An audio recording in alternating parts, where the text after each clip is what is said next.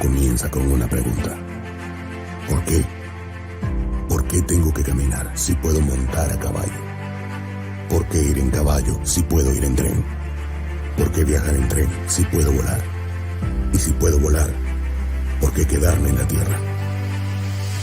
La humanidad avanza cuando alguno de nosotros pregunta, piensa, cuestiona o busca una nueva solución. Cuando nos rehusamos a aceptar la respuesta usual y sin importar el que dirán gritamos, ¿por qué? No son las respuestas las que nos hacen crecer, sino las preguntas. Pregúntate, ¿por qué el mundo cambió cuando alguien como tú se preguntó, ¿por qué?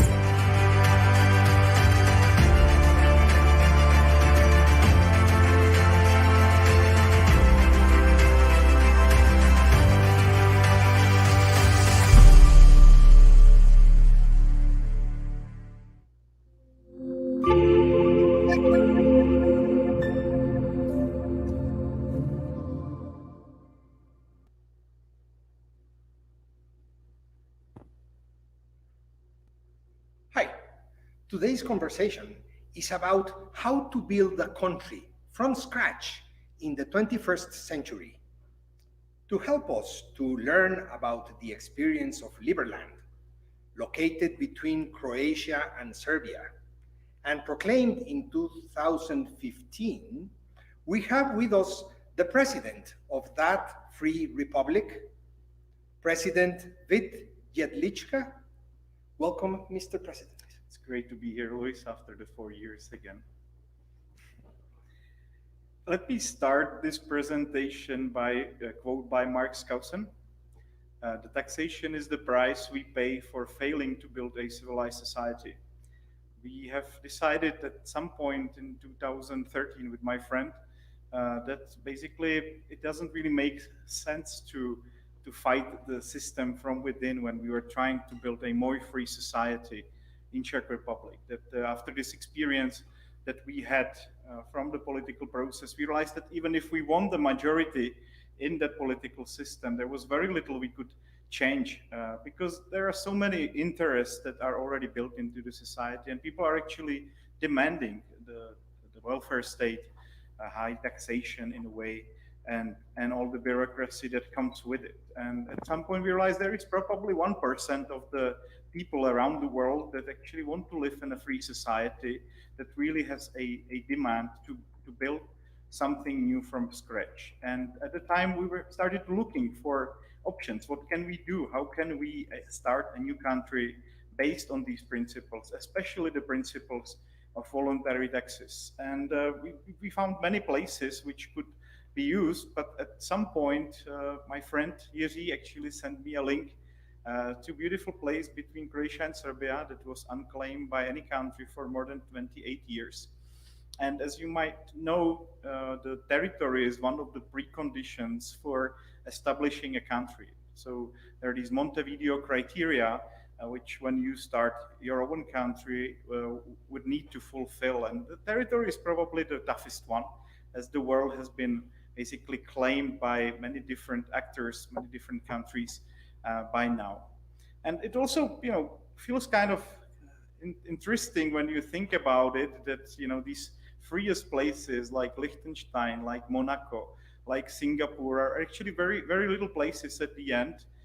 They are surrounded by much bigger countries, but everybody wants to live in there, right? Like Monaco, there is only basically 1 square kilometer or 2.5 square kilometers at the end of the land. For example, Liechtenstein is not much bigger. It's around 100 square kilometers. So these places end up to be very rich just by applying a simple rule. Basically, they were providing better and freer jurisdictions. And at that point, we decided we also want to build our own country, want to be a good example of how other countries could run themselves. And we also felt it's the right time for it because we have the time of the cryptocurrencies, of the decentralization. And we felt that this is exactly the time when something which was never actually done before, building a country from scratch without any bloodshed or without any big conflict, could be done. So we were looking, we found the territory, we decided we're going for it. We built a website where people could sign up. We were expecting that probably 20,000 people will sign up for the citizenship. After we proclaimed the country, I decided to go together with my wife and with my friend and with one journalist. We went to the territory, we stick the flag, and there was enormous interest in Liberland. Right away, I think I received roughly 500,000 emails, which was impossible to reply to. We were barely managed to reply to the journalist in those early months of Liberland. And we also received probably 500,000 applications for the citizenship at the time. And we didn't even have a proper application process. It took us almost 2 weeks to build that. And right after that, we received some 250,000 applications for citizenship through the regular process. It was amazing. There was this huge push by the world media, which happened right after the creation of Liberland. All the big press agencies, including the CNN, Russia Today, have informed about the creation of Liberland. And we were kind of lucky in a sense that the media really at the time fully supported that no matter what the ideology behind the country was, the fact that we have found a piece of no man's land in Europe was a very interesting fact for them. So I started to gather the team of people to build Liberland with me. And of course, it's not easy to build a society from scratch. So in the last 5 years, almost 6 years now, we have put together a very strong team of people. And that's another point which is very important when you start your own country. You actually need to have diplomacy with other countries. That means you have to have people that are able to open up these diplomatic channels. And I'm happy that, for example, our Secretary of State is also representative of British Queen. So it opens us a lot of doors into the world of diplomacy. And I'm happy that we actually we started with recognition of country like Somaliland 2.5 years ago when we visited them, which also has a very interesting status. It's a story of its own. So that was our first bigger step in diplomacy. We got now a couple more countries to follow up on the recognition process, which is very exciting. But I think the most exciting thing about this is the network of those people like, for example, we have here in Guatemala that are forming the representative offices. And right now I'm on the travel here in Central America. I'm looking for all these beautiful places which are either starting under the diaspora kind of movement of Liberland, and there are different villages that are being built here, or there are simply representative offices pushing the recognition of Liberland forward. And even here in Guatemala, there are many hundreds of people that apply for citizenship, and we're trying to help them to get through the process and become citizens at the end. So that's another thing you need to have. You need to have a population. You actually need to have quite a lot of people that support your cause. And many people have tried to start a country in past.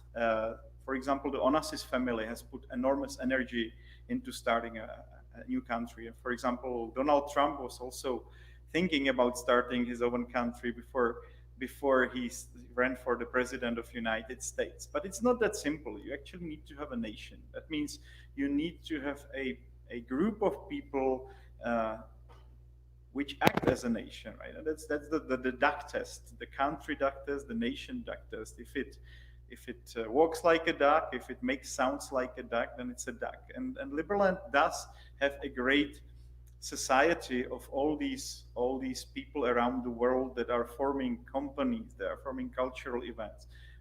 They have recently formed university. That's why I'm also excited to be here at the Francisco Marroquin University, and I hope there will be a strong partnership between the Free University of Liberland and the Francisco Marroquin University. So when you have that kind of group of people that have a strong attachment to the piece of territory, then you are fulfilling yet another criteria that is very important part of the country building process.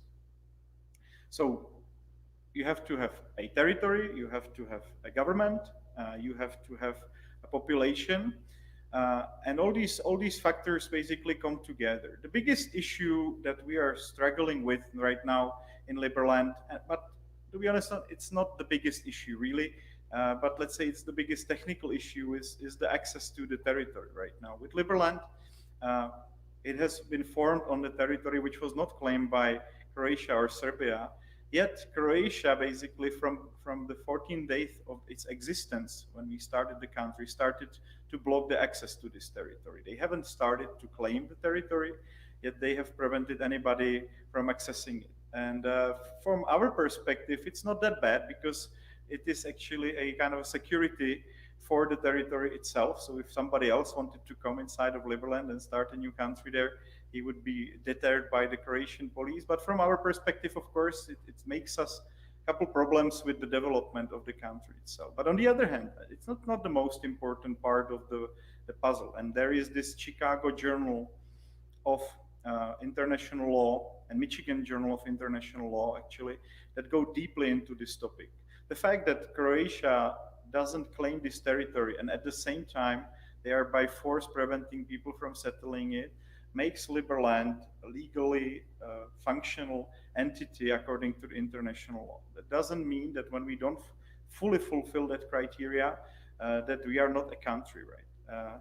And right now, actually, I'm right from Latin America. I'm heading back to Liberland to celebrate the 6th anniversary of Liberland. We will be on the boats next to Liberland. We are actually building a permanent settlement right on the shores of Liberland, ready to be able to settle that piece of land. And it's kind of crazy when you imagine that there is 600,000 Liberlanders, there is a couple million Croatians. This piece of land, it has never been used by anybody for any bigger economical activity. It has actually been unclaimed, or it was left alone by Serbia and never accepted into the territory of Croatia.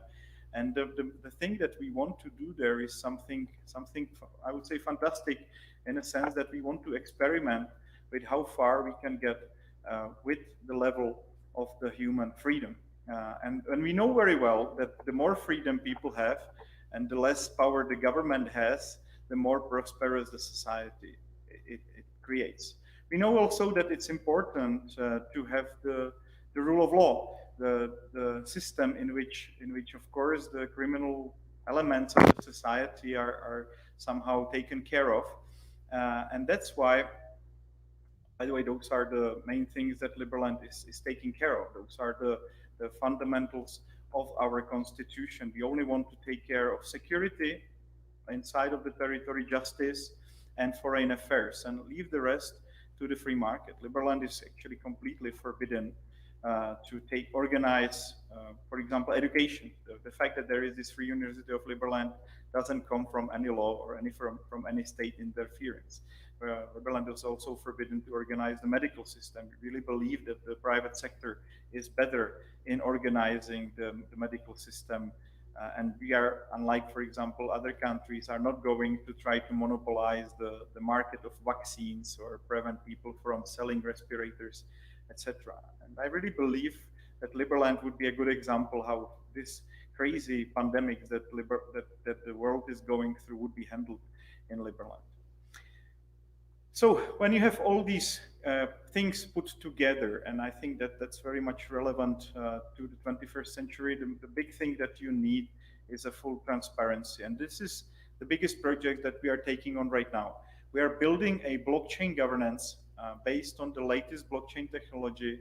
And I probably many of you are already big supporters of Bitcoin. Liberland has received a lot of publicity recently for being the first sovereign country to adopt Bitcoin as a reserve currency or as a national currency. But we have this whole new world of decentralized systems. And I mean, Ethereum is probably a good example, but now there is this proof of stake mechanisms, which is very relevant to the way that the national governments are working and how they're built. And we have decided to work with the Polkadot open source system with their substrate, that's how it's called, to put together our constitution on blockchain. Meaning we want to put all of these services that I've mentioned actually on a blockchain in a completely transparent way. Some countries are talking about implementing blockchain on, for example, the land registry or in medical sector. But we are not that much interested in that. We are actually interested in applying a completely transparent and super efficient system of governance directly to the running of the country itself. That means the budget will be on blockchain, the Congress will be on blockchain. That means all the resolutions by the justice by the courts will be on blockchain, and we really want to build a system of decentralized courts. All the companies that are currently in Liberland will also move to blockchain, and they will be able to issue shares on Liberland blockchain. And because this Polkadot ecosystem is really, I would say, well developing, we would be also able to keep the privacy of these companies at the same time as running them with a high fidelity in terms of, for example, keeping the shares, etc. So I would say this is actually one of the biggest elements that can be a big, I would say, game changer in the whole development of Liberland. As you have seen, Bitcoin has become the third biggest currency at the same level like the Japanese yuan, a little bit smaller than the American dollar by now, or 2 times smaller. So it has become a major player itself. And now all these other ecosystems have grown to the size of other countries, the Polkadot or Ethereum. It's amazing how huge, I would say, interest they have brought. And now what we are doing, we're combining this world of cryptocurrency with the world of building a very free society on a piece of land where I think the freedom is very much needed. And we have this economic study where it was put together by Libec, and I hope many other reputable institutions will follow in supporting the case for Liberland. But this study argues that Liberland could help also both countries, Croatia and Serbia, and probably the whole Balkans by a huge number. And when I say that, we're talking.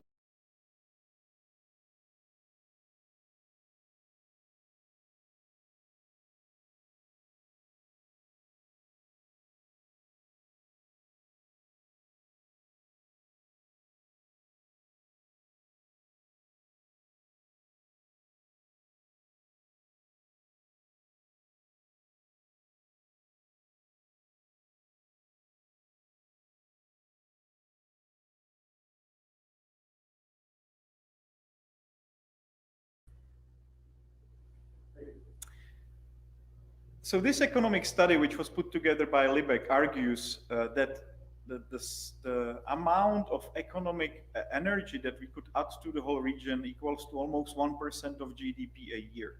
And it's not just, of course, Liberland. You can see that Hong Kong has boosted the whole development of China and inspired a great growth, basically transformed a whole China into small free zones and very free areas, which in turn turned the whole China into I would say, seriously a big superpower, economic superpower, which has recently outpaced even the US economy. So what Liberland is hoping to do is also to inspire the good old Europe to turn itself in a freer direction, to inspire and lower the taxes and deregulate.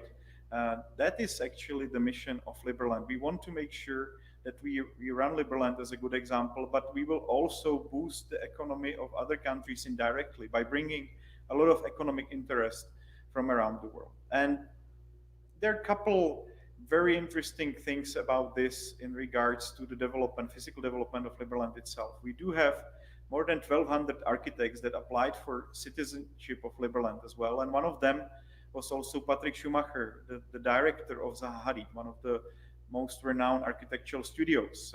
They have recently finished the Beijing airport, for example, and they have beautiful buildings all around the world. And with his support, we are running an architectural competition that will gather the interest, and it already gathered interest of more than 80 different architectural teams, and we are actually going to show how Liberland itself will be developed. But there is one more cherry on the top to that story, that the whole thing is actually going to happen on a virtual reality platform. So visitors or investors or citizens will be able to interact in that virtual reality space that will be created to present all these great architectural plans created by the architectural community. So I would say, there are huge opportunities which Liberland can bring to the whole region. We just need to be able to sell it better uh, to our neighbors. And we have been, I would say, quite successful in selling the idea in Serbia. Serbia stated at the very beginning they don't mind creation of Liberland on this territory. I would say we have also received a nice support by the Minister of Economy of Vojvodina, which is the sovereign or autonomous region inside of Serbia. And we have actually opened up a free trade zone together last year, which allows Liberland companies to be able to trade already through this free trade zone without any customs or taxes, which might be an interesting thing for you if you want to be more economically active in Europe. Then with Liberland company and with Liberland e-residency program, you are able to actually enter that market and enjoy also great logistics that is being put together by that logistics center that is being built there. So we do have that over there. We are also building a small Liberland village in Serbia that will be a small scale Liberland in a sense that it will be manifested in physical reality. We are building a floating Liberland also next to Liberland. And by the way, there are beautiful beaches inside of Liberland and around Liberland. So if you're coming to join us, for example, for the anniversary on the 13th of April, or if you're coming to join us on the 13th of August for the Floating Man Festival, you will be able to enjoy a beautiful nature and a great community of people, of early Bitcoin adopters, of great thinkers, professors even from this university are coming to join us for these two events. So that's what I'm talking about, having a vibrant community that is building Liberland and pushing it forward. I would conclude basically by saying that I hope Liberland does inspire other people to build their communities, build their even countries, become basically from the crazy world that we are living in many ways, become independent, push yourselves to adopt the cryptocurrencies if you haven't done that, because that really helps you to become a free in this crazy world which is dominated by regulation, by taxation, by enormous amount of pressure now being put through, for example, pandemics. And of course, join us and become Liberlander as well, because the more citizenships you have, the better. It is a fairly easy process. It takes a couple of minutes. And right now we have also started a regular passport program very recently. So it is a procedure which only takes a couple of minutes, and we will be very happy to have you on board and introduce you to our local representatives, help you to find your place in our community. And I believe it can be also a great benefit to people that are able to operate their businesses in Liberland and find new friends and find new. We had many marriages already as well in Liberland. So thank you very much again for giving me the space to present. And I'm more than happy to jump into the question and answer session.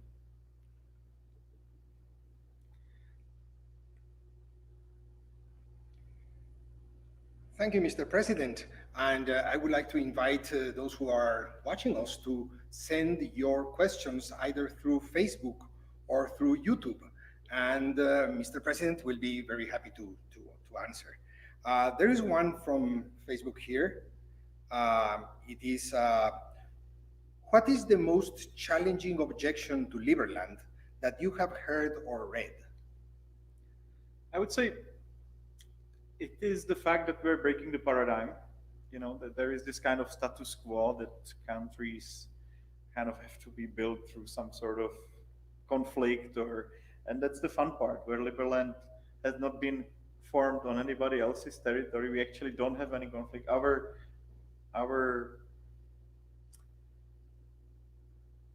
plan is totally in line with Croatia's version of the border, right? Yet Croatia is actually the one that is obstructing our development but we are actually on the side of Croatia's version of the border, in which Liberland is not part of the Croatia in this border dispute.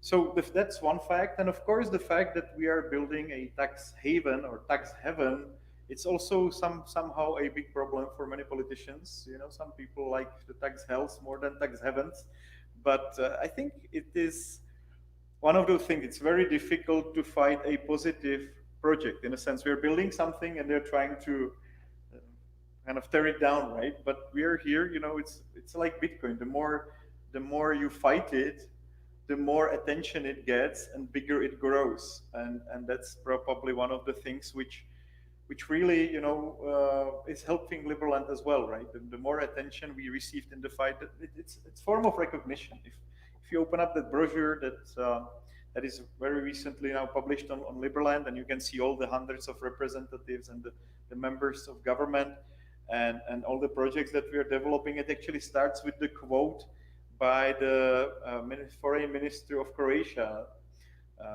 that the Liberland has the, the the Liberland idea has already grown too big, and it's form of recognition, right? When the foreign minister of Croatia starts to worry about the growth of Liberland, it is a recognition in itself. And if for example, Czech ministry warns about the activities of Liberland, and it's again the foreign ministry, they never talk about private individuals. They are the foreign ministry. They only deal with countries, right? So whenever we actually get on the level when the foreign ministries start to deal with the issue, we are becoming recognized one way or another by other states, even though it might not be in the positive way, right? But still, it's a form of recognition. It's a process. It's a process. This is a question from Darren Orbo. Thank you. And it is, what do you need to get citizenship of Liberland? Well, right now, we basically start with this e-residency process. We get to know you, make sure that you're not a terrorist or a criminal, which, I think it's good to know when you're building a new society that you don't have malicious actors coming in. And it takes a couple of days. We just tried it. We had a shipment coming from our office in Guatemala. It takes 4 days to deliver. It's amazing. I was surprised that it's so fast. So you get your e-residency card. And from that on, you actually get to have an interview with our representative, and we figure out how you can best fit into the community, and we figure out the best path for citizenship. And right now, there is this kind of unwritten rule that people usually have to collect 5,000 merits through their activity or through voluntary taxes or through other means to become citizens. And usually, if people stick with us and help us to push things forward for a year or so, they become citizen as well. I have another question here. Have you faced issues with citizens of Liberland who do not fully understand the principles and want to change them? Well, I think that's a really good question.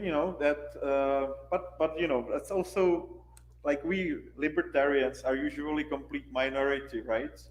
And we are kind of hard-headed in the way we think about. But funnily enough, if you start to live in libertarian society, even you are not completely, I would say, ideologically on that. You still go with the flow, right? That's the fun part, where it's much easier to push different things, even though there could be some people that don't understand exactly. They're actually going with the flow, and that problem doesn't really exist so far. And there is another important issue which I haven't mentioned, and those are the principles of our constitution.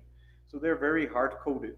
It's difficult to change the constitution. Like, it would be really a pain for legislative process to, for example, install a new taxes. It would be like somebody would have to basically take over all the institutions in Liberland to be able to do that. And the only tax, by the way, which is kind of allowed in the future is the property tax, meaning the land tax, actually, because that was something we were thinking that it could be good to have in order to optimize the way the land is utilized, so nobody buys it just for investment for the future, and it does have to produce some economic activity.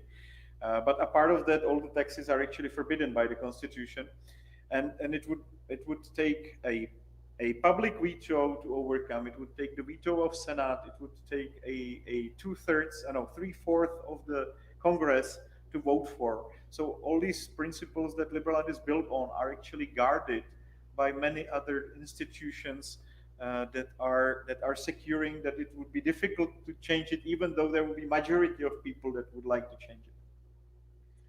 Thank you. This question is kind of related to the one that you answered before, but I will ask it because you may want to share details. Andrea Martinez de Alvarado asks, would you ask for criminal records to any person that wants citizenship, as other countries do? Well, we do ask for that. We don't ask for the proof. We actually just we ask for it in the questionnaire from beginning. And you know, I've got a couple funny stories about that. It's, for example, prevented Roger Ver, one of our, I would say, major supporter, to apply for citizenship because he was worried he was selling some fireworks in the United States. But of course, if it's not a serious crime, it's not a problem. You know, if it's like possession of marijuana or something like that, it's not a deal breaker. So we ask for that, and we also then check independently if that person is not on some sort of wanted list, because that also happened to us already, right? Like we have people that are kind of trying to get a second citizenship just because they're going to jail for some serious criminal offense, and it also happened to us already, and we were able to prevent that person from getting the liberal documents to able to. So yes, yes, we do check, and I think it's healthy to, when you're building a society like this, we're not building a Monero, right? We're building a trust, a society based on trust, and when you meet other liberalander, you know, we should be quite sure that he is not going to mess with your money or with your business. This is a question by Adriana Peralta. It is, why build a country from scratch? Why not negotiate a land like Hong Kong did? Well, if you know the history of Hong Kong, there was a big backing by the United Kingdom, right? And it's not that easy. I mean, it apparently is much easier to build a country from scratch than to try to change existing country, first of all, right? That's a difficult one because you have to change the minds of the people. And it is very difficult to buy piece of sovereign land. It has become almost impossible. And again, like people like Onas's family tried it. They have been traveling and talking with all these dictators and small Pacific islands, and they were trying to buy a piece of land with sovereignty, because there is also a strong backlash against the entities that would allow this to happen, right? Like there would be this diplomatic community that would push this country, that would start doing this. I am very positive about the creation of the free trade zones and the ZD zones, for example, right now in Honduras. I think it's extremely positive development in the change of the mindset of the existing powers that be, that these things are happening, and we know very well that now there are these, like for example, Free Private Cities initiative, which I'm a big supporter of, which are traveling around the world and looking for countries that are willing to implement a freer jurisdictions inside of their own jurisdictions, yet under the control. There is this experiment now in Saudi Arabia as well, which has not developed very well so far, but I hope it's going to do better.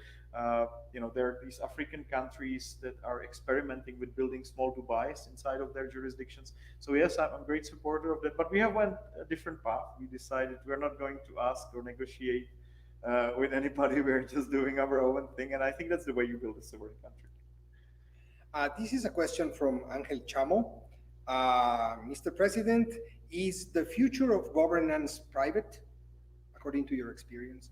Well, this is a good question, right? Like the way we basically give back to the taxpayers is that by giving them merits, and merits are literally, and it's a part of the liberal, right? Like people are becoming shareholders of the state itself, and I think that's a way to go. Like the more taxes you pay, the bigger your share in the society will be, the bigger your say is in the society. And it's interesting to see that some countries actually went vice versa, like Panama was kind of a private entity and become a republic later on. But I really believe there is especially now with all these blockchain governances and these proof of stake uh, blockchains that are very successful, there is now this time when the countries itself could be kind of tokenized and governed in a very kind of corporate way in a way, but still having all these elements of the state at the same time. Thank you. There's another question here. This is from Leslie Daniela Gramajo. Thank you. Mr. President, what would you like Liberland to accomplish? How will it change the future, in your opinion? Well, I really let me just quote my favorite quote from Lord Acton: "The power corrupts, and the ultimate power corrupts ultimately." Right? That's a very famous quote, and I really believe that's a great argument against the centralization of power. It's a great argument against the global government, and we could see a huge push for that. Right? Like there are these big players that are unifying in the global government. And I think Neverland is basically the kind of the contrapush to that. Right? Like we believe that that people should be able to govern themselves, and by the very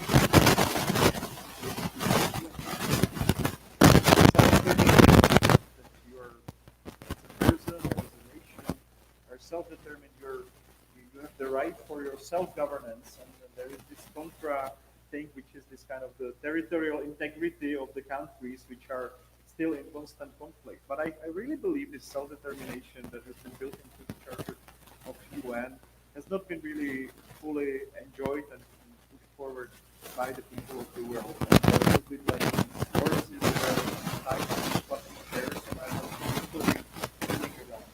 I believe that as long as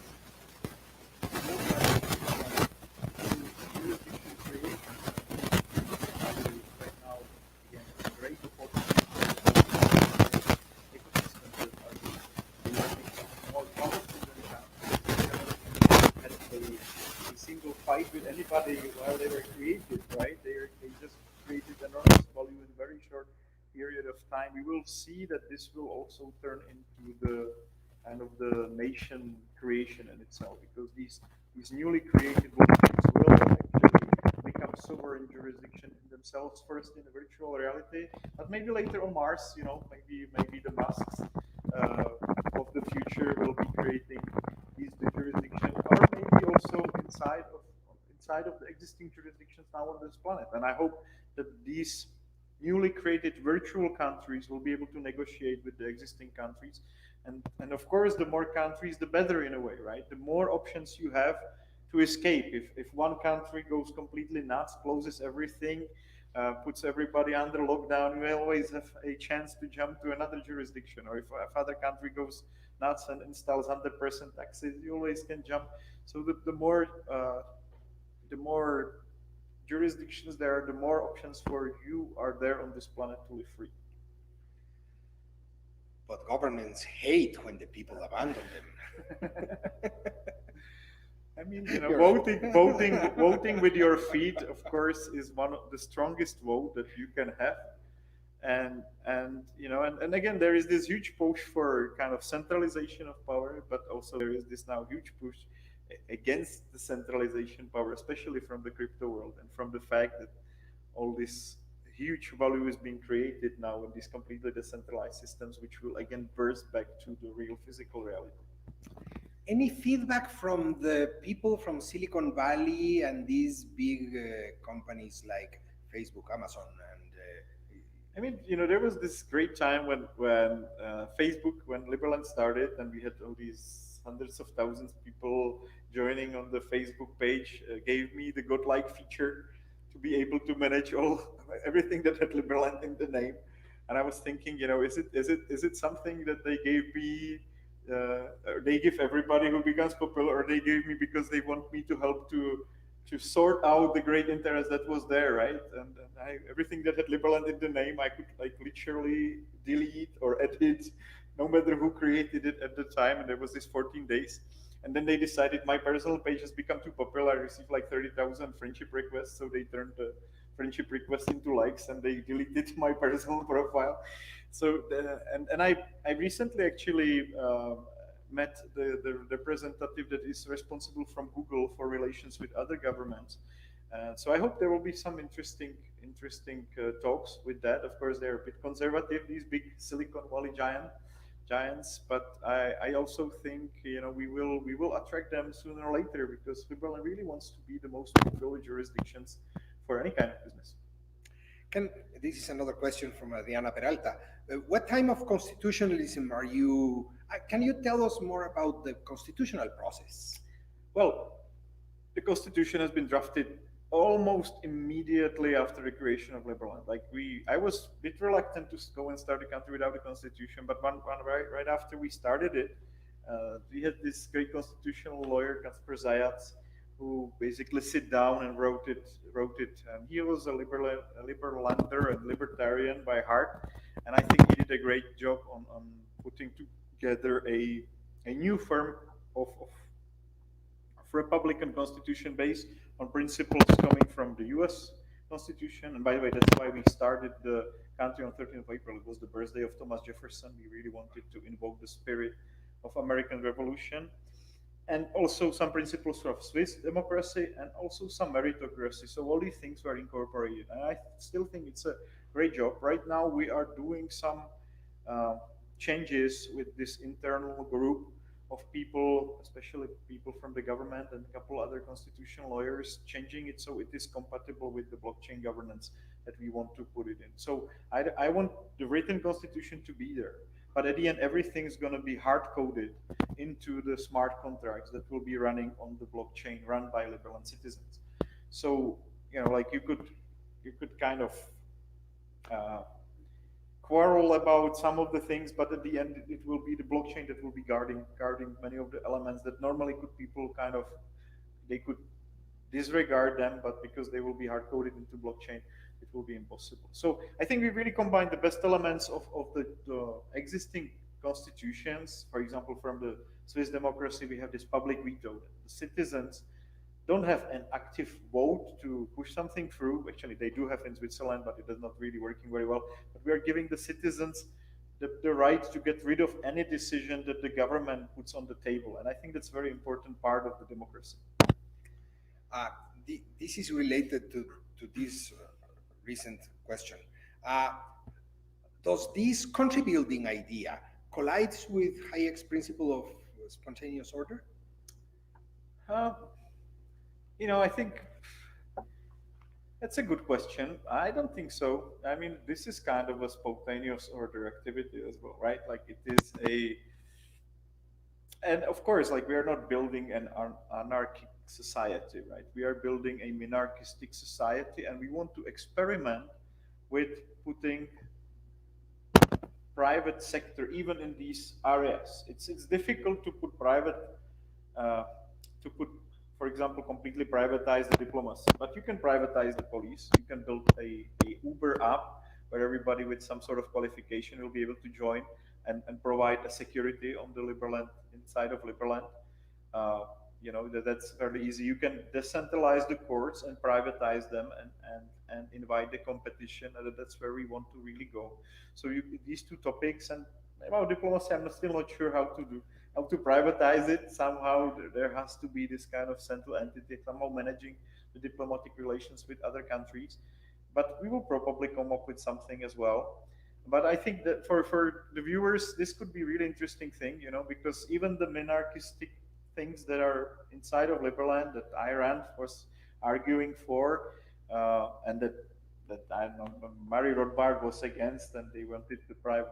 We are actually starting from minarchistic society and are thinking how to bring in competition into them actually by principle. We have two more questions, probably three, and the next to 12 minutes. Okay, to have a general idea. This is a question from YouTube. It's considering Liberland is such a small territory, is there a limited number of people who can apply to become citizens? Yes, actually it is, because we have limited number of merits. That's because the merits are connected to the land itself. And if you divide that number, which we are now considering to be 70 million, that means There will be 10 merits per square meter.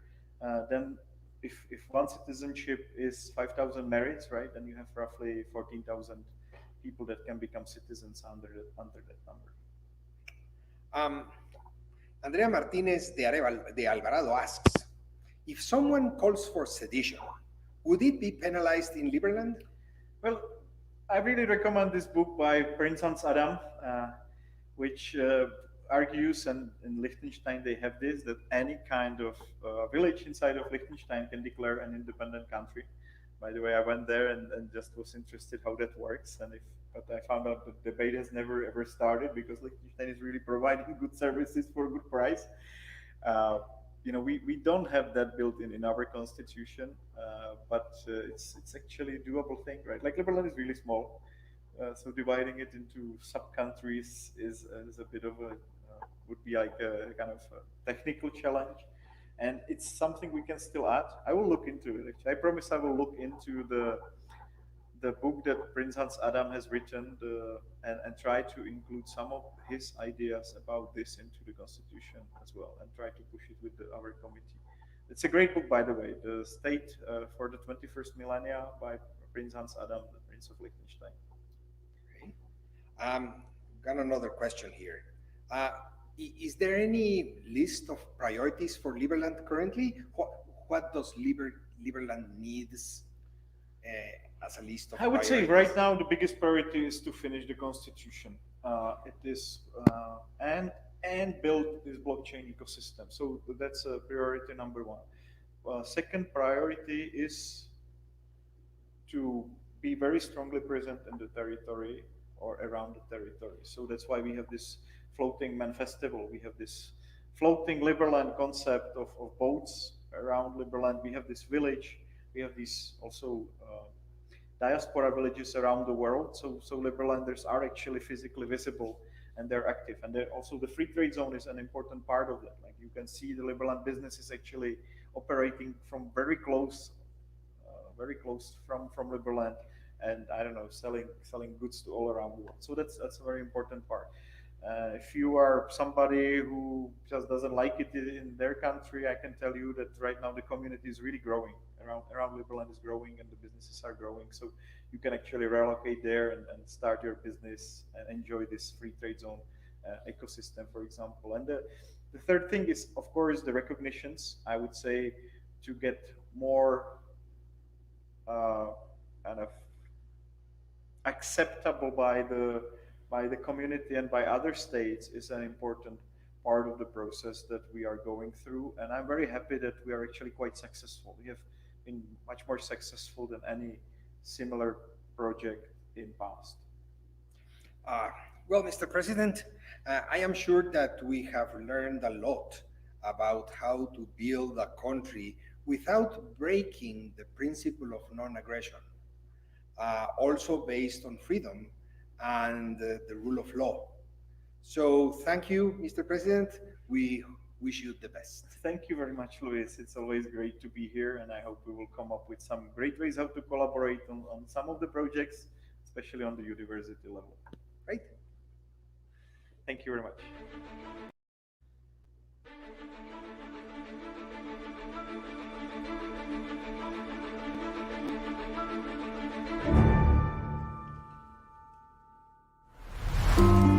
Hoy, el mundo busca cursos en línea. Hoy, el mundo sigue las tendencias del mercado. Hoy, el mundo necesita emprendedores. Hoy más que nunca, el conocimiento se dispersó y la Universidad Francisco Marroquín no cerró. Se multiplicó en diversos hogares.